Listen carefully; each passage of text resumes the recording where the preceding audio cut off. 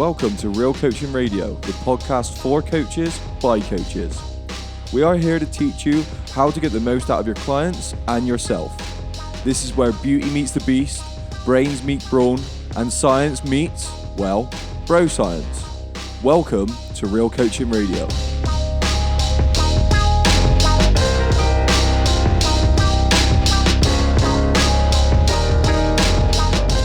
Beautiful, beautiful, beautiful people. On today's episode, me and Mark dive deep into our own training.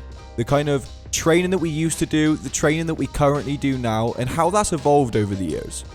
Mark's recently become a dad, and that's probably changed his training the most. So take this into consideration when you kind of beat yourself up for maybe not going to the gym 5 days a week.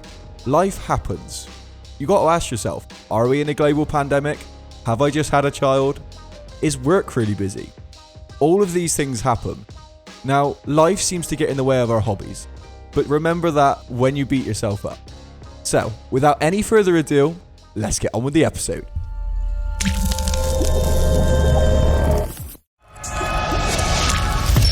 How has your training kind of evolved over the course of your training kind of career? Because when I started, I started when I was 18 and no responsibilities whatsoever. So then when I go and train, it was just, I could spend 3 hours at the gym. I would literally finish work, spend 3 hours at the gym. Yeah. So how has yours kind of evolved since you've got all of these new responsibilities? Yeah, so go from literally from the beginning. Talk how you started training, where it's kind of evolved. When you've got new responsibilities come in, how has that affected you? Because life changes constantly.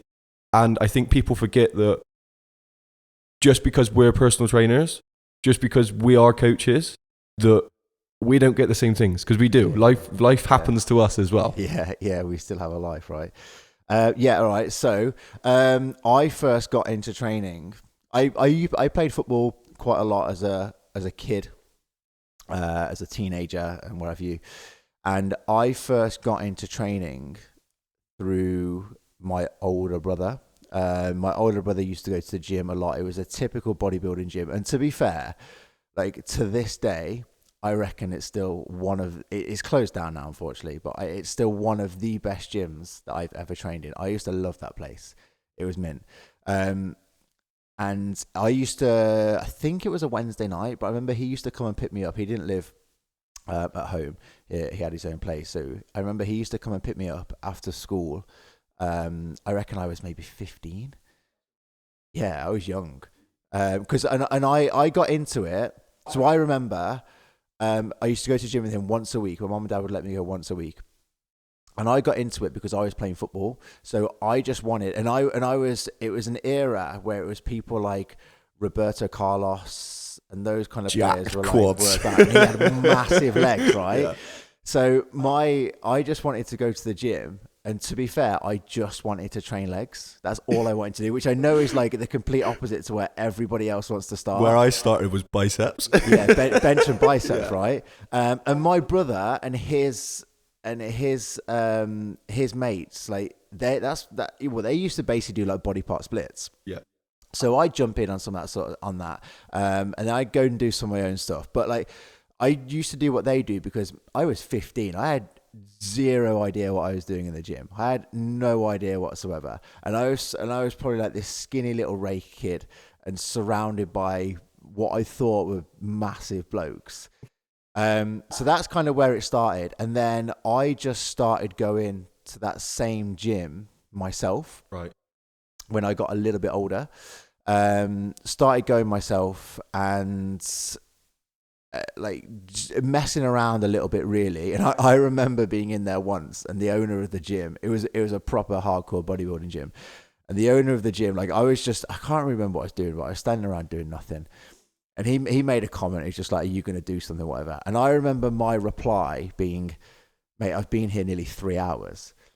So I had nothing else to do, right? Yeah. I was a kid. I had nothing to do.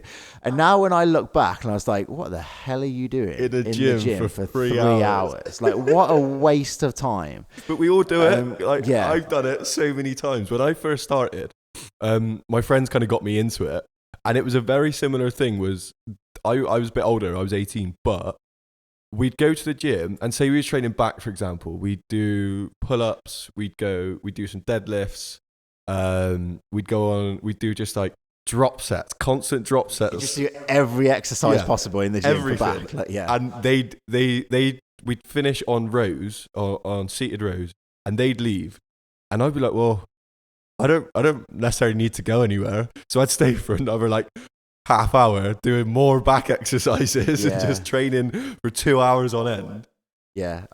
Just try. And then I remember going to some other guy that works there, who was in pretty good shape, and I thought like he was this proper jacked guy, and he was pretty jacked, to be fair.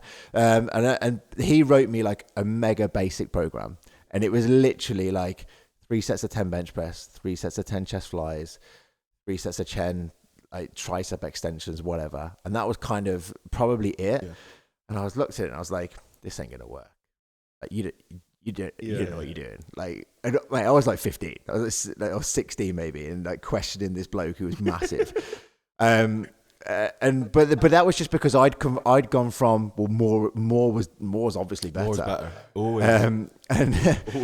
And I remember doing this one session, and he like almost kind of like coached me through the first one, and the next day, the DOMs that I had was insane. If you've never trained before and then you get a program like that, and that is probably what you see a lot of beginners start with, because if you get given, in commercial gyms, they sometimes give like starter programs or things like that. Yeah. And a lot of times 3 sets of 8 to 12 is the go-to on giving people kind of the beginner exercises. And if you haven't trained, that is enough. That's the thing. Like, you could probably have done 1 set on each of those exercises if you haven't trained before, and that would probably been enough to start with. Yeah. And I remember like the DOMs that I had was unreal. And then that kind of, I just continued following this program that he'd given me. And then I kind of got into, so I enjoyed weight training, but always the thing that I was training for was to be better at sport.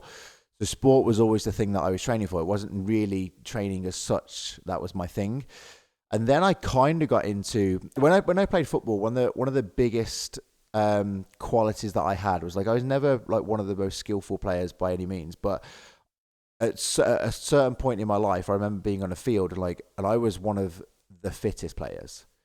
So I was just like, right, well, and again, like it was that era where it was like Steven Gerrard, Patrick Vieira, Roy Keane, and these blokes were like, I used to watch them, like they were just like box to box. Roy Keane was literally box to box. Yeah, for like 90 minutes. So I was like, right, I want to be like, I'm not Zinedine Zidane, but I can be that, right? And obviously, I made it nowhere near being a professional footballer. But that kind of got me into being quite fit, and then that got me into running, and I started to take endurance running quite seriously. So how old were you when you started endurance running, do you reckon? Maybe like 18, 19. So you've been training for like 3 years up to that point. So you started when you were like 15 training in the gym. Yeah, and that was mainly like messing about weight training, kind of. And then was the endurance training when you got most serious about your training? That's when I started to get serious about training, and that's when my knowledge I started to learn about it as well, and started to increase my knowledge, and then started to like put some of that sort of stuff into practice.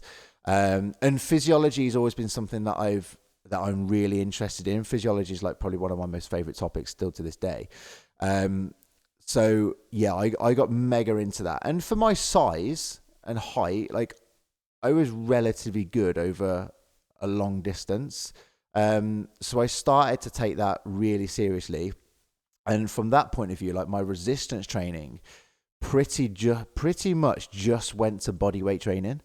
A lot of pull-ups, a lot of press-ups, a lot of dips, a lot of, but you know, I was 18, like you just want to look. Yeah. Like, you have this goal of, the thing is, you don't, at that point, you probably don't know what you need to do to get the body you want, but you know that these things kind of make you feel good. They kind of, and to be fair, they're pretty much the right exercise to go for. Yeah, like, and I was 18, like testosterone was on my side, like youth was on my side.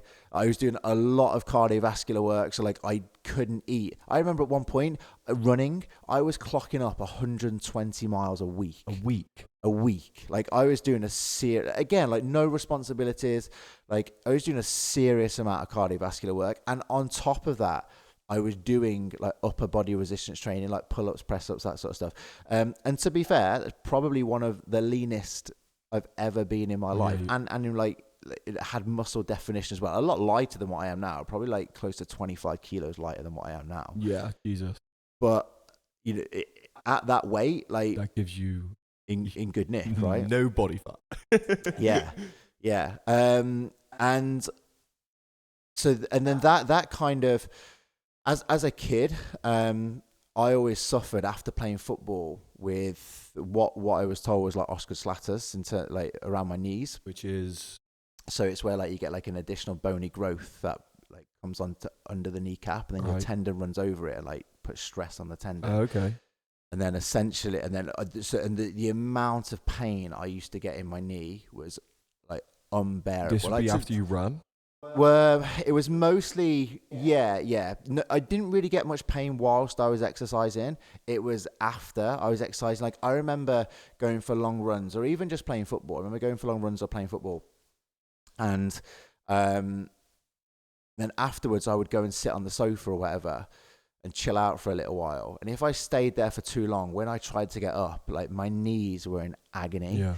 And even now, like I've got two great big whacking lumps like just below my kneecap, so I can't really kneel down for long periods of time, not because just simply because like the bone is pressing on the floor, like it's really uncomfortable.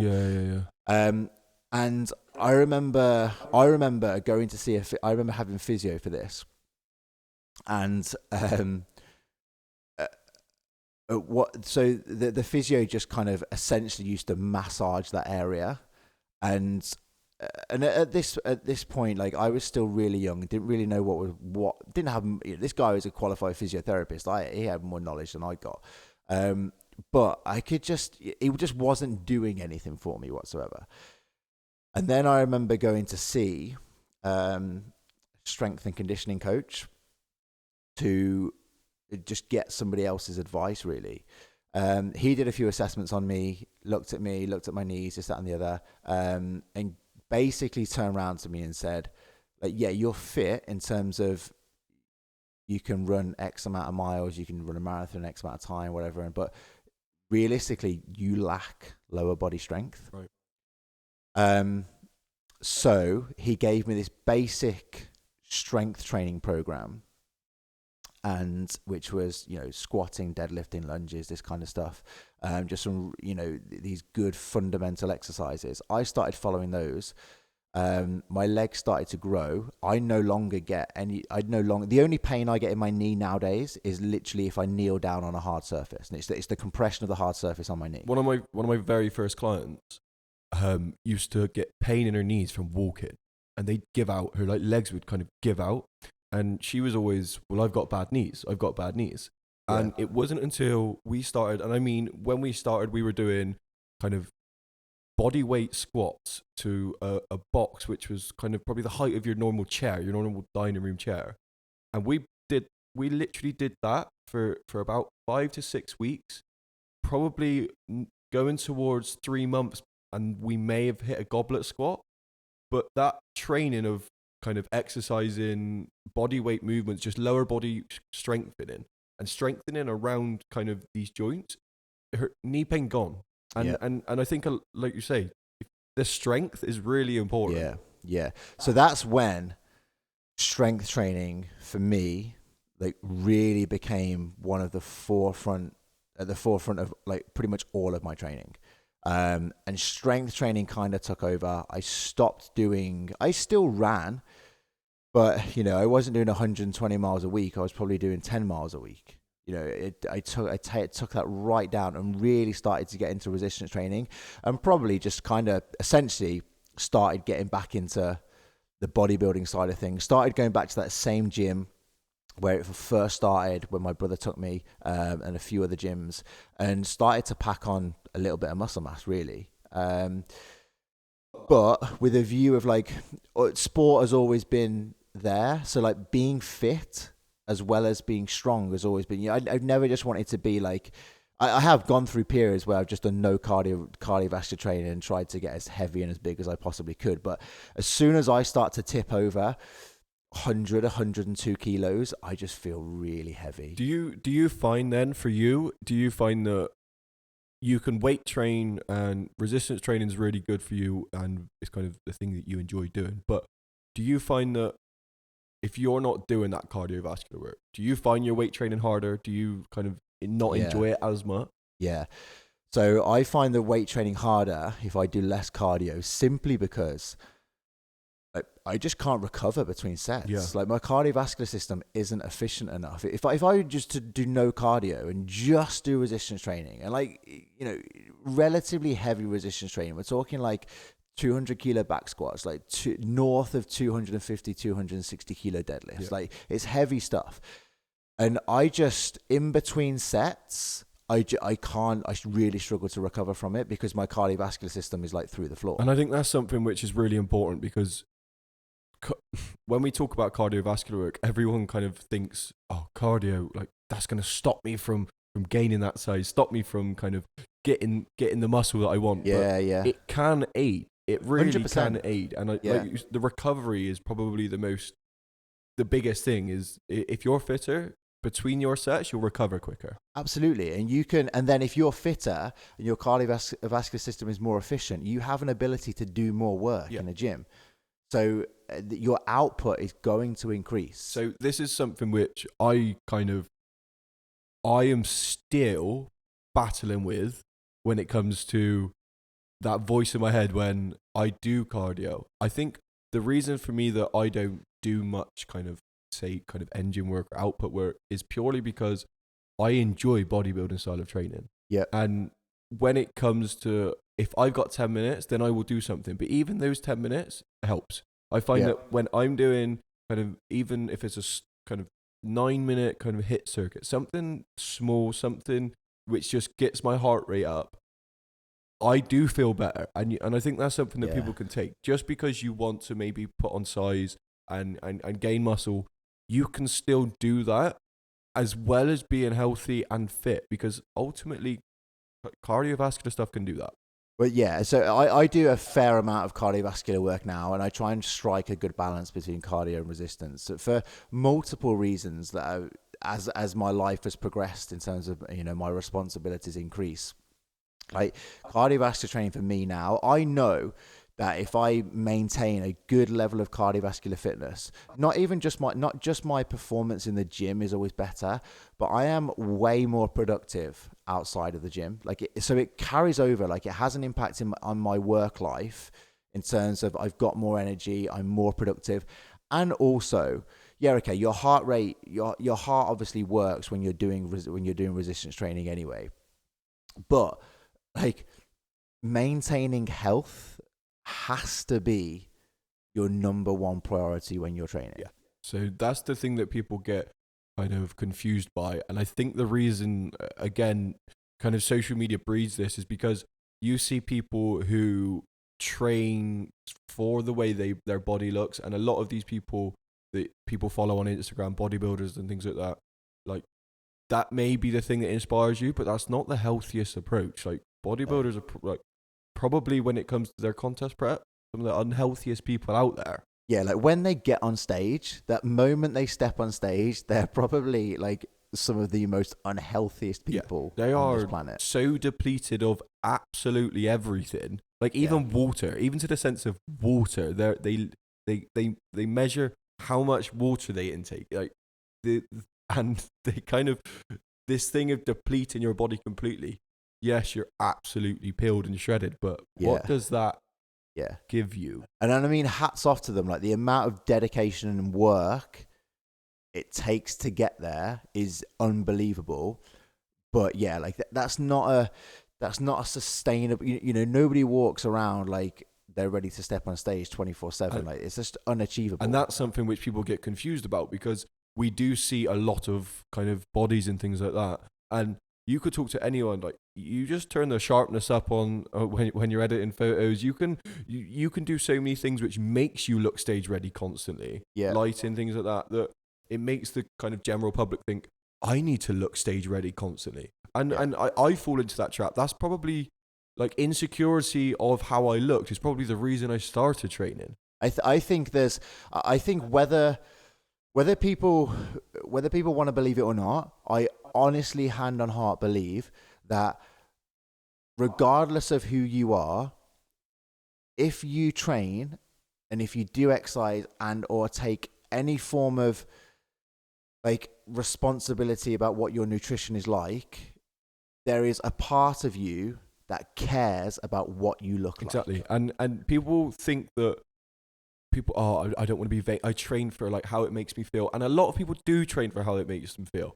But a lot of that is because they feel better when they look better. Yeah. And there's a level of vanity. There is definitely a level of, I think everyone who trains has that level, like you say, that level of vanity which makes you and I don't think it's a bad thing. This is a problem that people think that, oh well, like just because I want to look a certain way, like I've got to be vain or and you get typical people kind of, I've had mates literally kind of rip into me because of the way my body looked and because I cared, saying that I was, but you care about how you look, so you're probably more health conscious, but try not to get confused with being health conscious and being so focused on how you look that that's the driving factor, that you will sacrifice health for how you look, because there are people who do that, and they are probably the people that you follow on Instagram.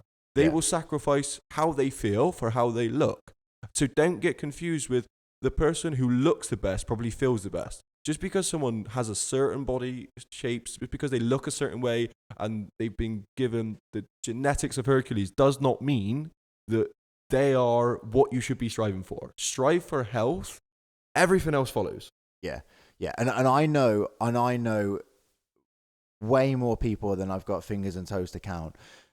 People who have, whether they've done like a professional bodybuilding show or like an amateur bodybuilding show, or they've even just tried to get in really good shape for a photo shoot or whatever it might be. Like, people get to that level of leanness, and I know far more people who are unhappy and their mental health takes a smash in, compared to people who still look in really good shape but just strike a bit more of a balance within their life and are mentally in a much better place. And this is the balancing act that I think we all kind of juggle between when we do train. And we train for a certain reason, and if that is to look a certain way, then that kind of balancing act comes with how we feel. And you have to balance that, because you overtrain, then you're not going to feel good. If you undertrain, you're probably not going to feel good. So you got to find this balance of what kind of works for you. And just because someone else goes to the gym 7 days a week, does morning cardio, well, if they're a bodybuilder, chances are they live and breathe it, and they're willing to do things that we probably aren't necessarily willing to do. So take that into consideration when you're trying to compare your body with someone else. And the reason I say this is because I do it myself. Like I compare myself to kind of, I cleared out my Instagram kind of years ago, where I basically realized that I was following people for how they looked. I'm realizing that there was kind of inobtainable goals. There was things there that I could not do physically. I could not achieve that because, one, I didn't have the willpower, two, I don't have the genetics to do that.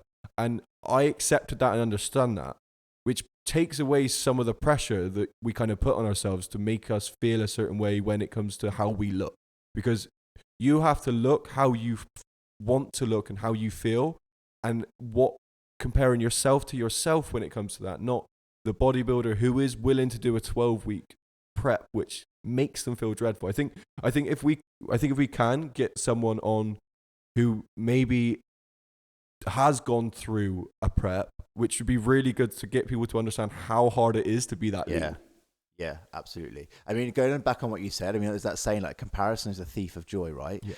So, like, you compare yourself to other people, and like, you're just never really going to be happy. But that's I have a similar conversation with a lot of clients that I work with when it comes to them wanting to achieve their goals. It's kind of, I don't think people understand the level of dedication that is required to get into a situation where you are ready to step on a bodybuilding stage. Like, it is insane. I've toyed with it. I've toyed with the idea of doing it, and for me, it's not obtainable. It's not something I could do, and I think you need to ask yourself these questions when you go, like, when you go on these diets, for example, or when you start training, you need to ask yourself what are you willing to do to get to the stage you want. And I know we've kind of gone off on a tangent, but I think is very important, because asking these questions around your life and around what's going on in your life and what's actually possible to achieve. Because I imagine you, Mark, since you've got more responsibilities, your training has gone from spending 3 hours in a gym, spending all of your time, 120 miles a week kind of endurance training.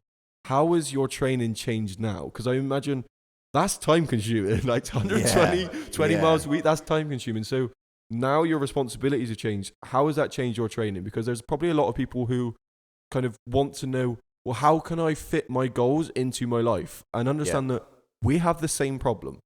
So how has yours kind of changed?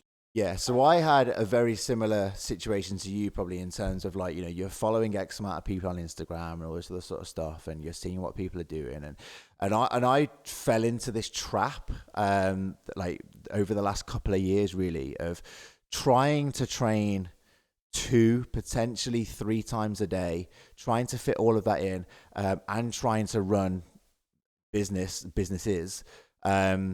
To support a family, and that becomes, and basically the fatigue and the stress just completely was the wrong way around. It just completely outbalanced itself, and then Kobe came along. We had a son, and I became a father, and then that's a level of responsibility that you obviously know what level of responsibility you're stepping into when you become a father, but I don't think you do know what level of responsibility you're stepping into until it really, really happens to you. You've got a human to look after now. Do you know what I mean? Like, there's somebody who is 100% dependent on you. Like, this person cannot survive without you. Like, 100% dependent on you. I imagine that kind of... Has your training, I guess, switched since becoming a parent to kind of say that I just want to be able to provide? Because obviously you've now got, like you say, someone who's 100% dependent on you. So everything now probably revolves around Kobe, around 100%. what he does. Yeah. So, I've done, like, as you guys have heard, like, I've done lots of different types of training, from resistance training / bodybuilding to, like, long endurance based training to playing sport. And now I'm just in this place where I really want to try and combine all of those things. And the last couple of years, like, some of the training I was doing, like, I kind of went, like, full on pretty much 100% into doing some kind of style of, like, CrossFit training. Although in the back of my mind, aesthetics has always had a focus in my training, right from the early years. Right, so wanting to look and feel good has always been a part of my training. So even though CrossFit has done a really great job of bring into the fitness industry about, focusing on performance as opposed to the way that you look, like, for me, like, the performance was important, but also the way that I look was still important. So for me now, like, my training sessions, I train once a day. I have one day where I completely rest, and I have one day where I do, like, a real easy, like, recovery based session. I don't train twice a day anymore. I don't need to train twice a day anymore. I have no desire to train twice a day anymore, because when I was doing those double sessions, training for me, when I was doing that, was becoming a stress, and I don't need any more stress in my life. Like, training needs to be an escape from stress and a time for me to, I want to enjoy my training more than anything. So that, and also, I don't want to feel absolutely battered after training, that I either don't do a very good job, or I'm knackered when I'm doing work, and then, like, my work, that's going to have a negative impact on my work. Or I get home and Kobe wants to climb the sofa and use me as a climbing frame or whatever, and I'm just too tired to do that. Like, that's not the father that I want to be at all. So for me, training now is it's an escape from everything else. Escape's probably the wrong word, but like it's time for me away from everything else that I have to do. It's stuff that I enjoy. So my training sessions are mostly structured in the same way. So they will always begin with some form of strength-based movement, because again, like strength training for a long time has been at the forefront of what I do. So whether that's like squats, deadlifts, presses, pulls, those kind of things. And then my training will move into some kind of like accessory based work based around some of those similar muscle groups, which will help with some hypertrophy and that kind of stuff. And then I will always finish my training sessions with some kind of conditioning based session. So trying to strike that balance of, I enjoy strength training, but I also enjoy feeling fit. So and trying to get that in. You can do all of it. And this is the thing that I want to push to people is understand what you're trying to get out of your training, because that becomes really kind of important, and understanding what part of your life you're in to give yourself to which part of training. Because don't get me wrong, if you want to kind of build the most muscle, then following the kind of bodybuilding style of training, that 8 to 12 rep range, that probably will give you the best results. But you also need to understand that you need to be ready to do that. And there's times where your life may change, you get more responsibilities, and you can do a whole lot of like fitness. Don't try and kind of pin yourself to one thing. I kind of say that like you don't want to kind of put yourself in a group. And that's something that I've done with my training is like, I love bodybuilding style of training, but at the same time, I know strength is important for me. And I know that making sure my cardiovascular is okay is good for me. And realizing that is probably going to be the hardest thing for someone who maybe is 18, where we first kind of started, who wants to put on the most muscle. Yes, doing bodybuilding style of training is probably the way forward, but trying not to rule out all other options, I guess. Yeah, like I've been training for probably close to 20 years now. 18 to 20 years. And I've just kind of used my body as a bit of an experiment, really. Just done so many different types of training. And now I'm at a point where I've done a lot of what I would class as general training. Yeah. And I think general training is like general preparation. People, especially when my education is like from a sports performance background, I think people really try and be really, really specific with what they're trying to do. But from a physical point of view, the people who have the most amount of general preparation behind them are generally in a better position to be able to succeed. And so I think the fact that I've done a lot of general training in my life puts me in a good position to by no means take my foot off the pedal, but what I mean by that is like I'm no longer training twice a day. Yeah. My training sessions are no longer 90 minutes to 2 hours. They're like 60 to 75 minutes. Yeah. But because of the amount of experience I've got behind me through training for the amount of time that I've been training, I can maintain a level of muscle mass. I can maintain a level of fitness whilst having other priorities in my life. Well, that's the thing that like people need to understand is that there are times in your life where maintaining where you're currently at is the best option. And that's something which, since starting a new career, that's something which I realized. I went from kind of being able to train 5-6 days a week to being so busy that I trained 3 days a week and still managed to kind of maintain exactly where I was and be happy with that and comfortable with that. But you need to understand that that is sometimes the best option. We can't always progress. You can't always be in like the optimal place to build muscle or to be the fittest person on earth. There are times where life, work, family will kind of get in, and your responsibilities will change. Kind of, we have the same problems of as everyone else of trying to fit in training and trying to kind of get our goals and fit them into our lives. But understand that you just got to be in a place to be able to progress, and maintaining at certain points of your life is really the best option. Yeah, I think if you're waiting for that optimal time to be able to do something, like you're never gonna start. Yeah. Because that optimal time it doesn't exist. No. Like it never happens.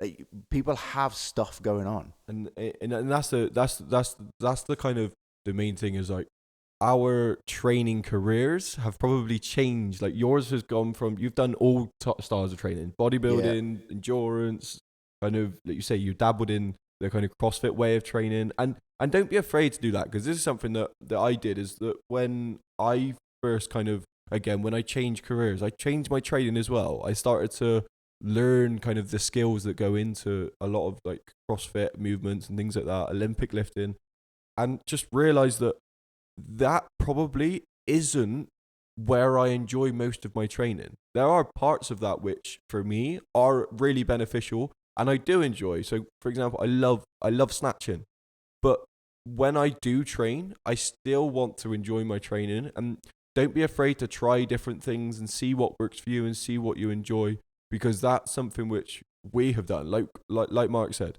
use yourself as an experiment and try to figure out what works for you, what doesn't work for you, what do you enjoy the most, and like don't be afraid to kind of get stuck into different things.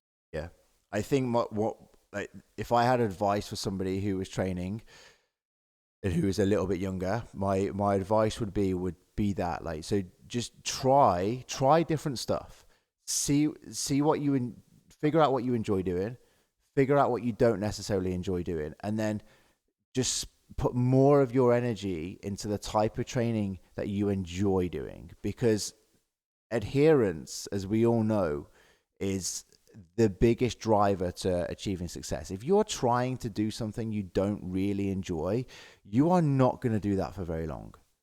And I think that's the kind of the biggest takeaway from this, is that we've tried loads of different styles of training.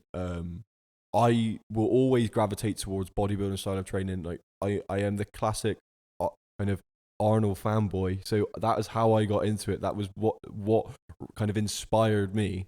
And for me, I will always gravitate towards that. But that's because I really enjoy it. But don't get me wrong, I really enjoy putting weight on the bar and going heavy on a back squat. I really do enjoy when we kind of get group cardio sessions in together. Like things like that, I really enjoy. And enjoying my training is the best thing. You don't want your training to become another stress on your life. You don't want your training to be another thing that you've got, I've got that to do. Like when you look at your program, you should be excited. When you look at your program, you should be like, I can't wait to do that. And whether that's burpees or whether that's muscle ups, whatever it is you enjoy, kind of put it in there. And that's probably the biggest take home from this, is like our experiences has just taught us, do what you enjoy. And don't get sucked into, just because somebody else is doing something, it doesn't mean you have to do it again. That comes back to that comparison thing. Like just because you see other people on Instagram or you see your mates doing a particular style of training and you think, oh, they're doing that, so I should be doing that. Like if you don't really want to do that, why are you going to do it? Yeah. I think like, don't do it. Don't do what makes you happy. And even if that's playing sports, like health and fitness, kind of the problem is when you say fitness now, people think kind of like influencers on Instagram, and people think bodybuilders, people think bodies, and fitness is such a broad range. Like there are so many different aspects to it. There are so many different things you can do to get quote unquote fit and quote unquote healthy, that you can do any of those things. And that's don't think just because someone is back squatting or someone is snatching or someone is doing 100 hip thrusts a week that's what you need to do. Like you need to do what you enjoy, and that will be the thing that gives you the best results. And end of the day, it's what we found in our own training, and it's what we stick to now. Yep. 100%. And I do this with like my clients, and if I know that there's a method that is potentially suboptimal, it's a suboptimal method of achieving a desired result, but it's the method that either myself or my client is going to stick to, there's no point in using the optimal method. Because if they're not going to adhere to the most optimal method of doing it, they're not going to get the result anyway. Well, that's the one thing that I've learned recently, was that I give someone a program and the kind of adherence, they weren't doing it. Yeah. And I was just like, why aren't you doing this? Like, I know this works. Trust me, do this. And then they weren't doing it. And I switched their program based around what they enjoy, and they don't miss a session. So understand that applies to your clients, it applies to yourself as well, that you want to kind of be excited about the training you're going to do. Yeah. There's trade-offs with everything that you do. There's always a trade-off in the fitness industry. One of the things that I love about exercise and training is there's very few things that are actually black and white. There's a lot of gray areas. There's a lot of it depends. Yeah, there is. And I quite like that style of, I quite like that because it keeps things fresh all of the time. And I think that's a really important thing for people to take home. That's I think ultimately when it comes to your own training, when it comes to working out how you're going to organize your own training, kind of take away from what we've said. Try different things and try to learn what is probably best for you. Because I think that's the one thing that we all kind of forget, is that the biggest and the best thing you can do for yourself is doing exactly the thing that you enjoy. Because when clients come to me and say, what's going to give me the best results? And that answer of it depends comes up a lot, because it does depend on who you are and what you enjoy. What are you going to be able to stick to? What are you going to be able to do? And that's one of the things that we kind of want to leave you with today, is that take everything we've said today and understand that you can try different things with your training. If you are someone who is going to incorporate health and fitness into your life for the rest of your life, you have a lot of time to try a lot of different things. See what works for you and stick with what works with you, because that's going to be the best thing. That's going to be the biggest thing. So if you did enjoy this episode, please subscribe to the podcast. Please give us a 5-star rating. That would be amazing. And if you do want to find us, you can find us on social media. You can find Mark at Mark Origin Series. You can find me at Charlie RJ Hacker. Any educational content you want to find, you can go to at origin_series_online and at Hack the Body, Hack the Mind. You can find us there, and we will continue to kind of dive deeper into the topic of health and fitness and try to unmuddy the water a little bit. We kind of look at this podcast as a way to help you guys either coach your clients or coach yourself. So thank you very much for tuning in, and we will see you on the next one.